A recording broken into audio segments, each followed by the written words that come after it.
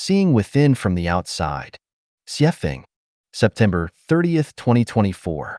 You cannot see the true face of Mount Lu simply because you are within the mountain. When you're inside, the truth remains elusive. In the late Qing dynasty, the high-ranking official Li Hongzhang visited the United States. He saw skyscrapers, highways filled with cars, men in suits, and women in fashionable attire. After returning to China, he was almost silent. Why? The difference between America and China was overwhelming. China had no tall buildings or cars. Men still wore long robes with queues, and women bound their feet. Without an external perspective, one could hardly recognize the backwardness, ignorance, stubbornness, and isolation that characterized China at that time. 30 years ago, I traveled to Zimbabwe. Waking up in a villa to the sound of chirping birds, I was amazed. People lived so comfortably here, in spacious homes with green lawns, vibrant flowers, and clear swimming pools. I decided never to return to China.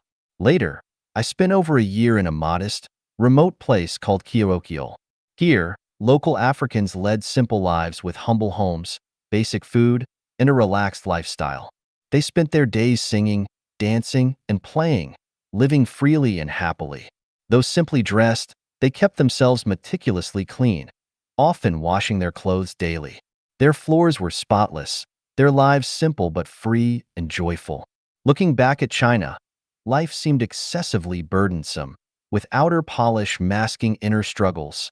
After arriving in North America and learning about Western history over the past few centuries, I gained a new perspective on China's history. Lu Xun was right. China's history is a cannibalistic history. Claims of China's glorious 5,000-year culture often mask a harsh reality. This history reflects an inhumane nature. Everyone was enslaved, including emperors controlled by power. Beyond music and landscape painting, China's cultural legacy is frankly a mess. However, when you look closer, Chinese history is filled with talent. The intellect of the Chinese people rivals that of any nation.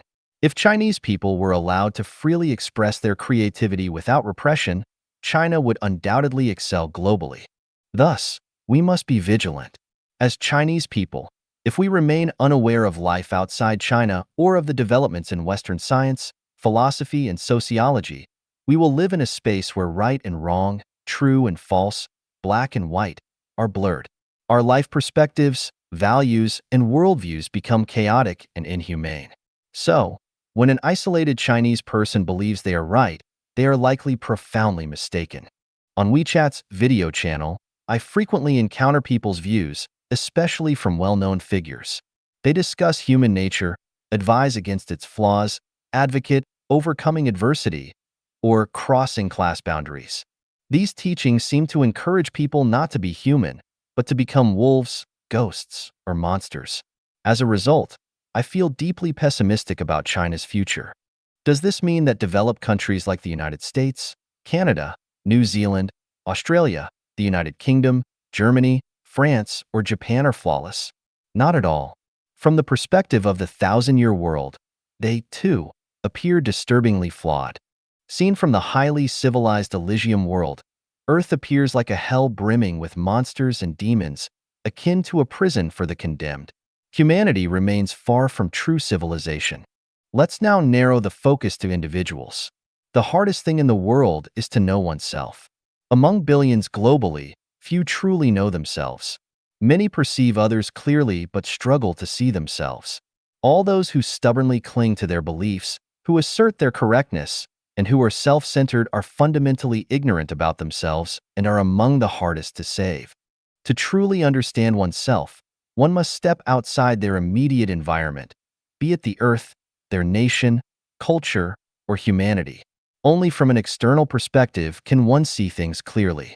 To truly see oneself, one must first identify a reference point in the coordinate system of life.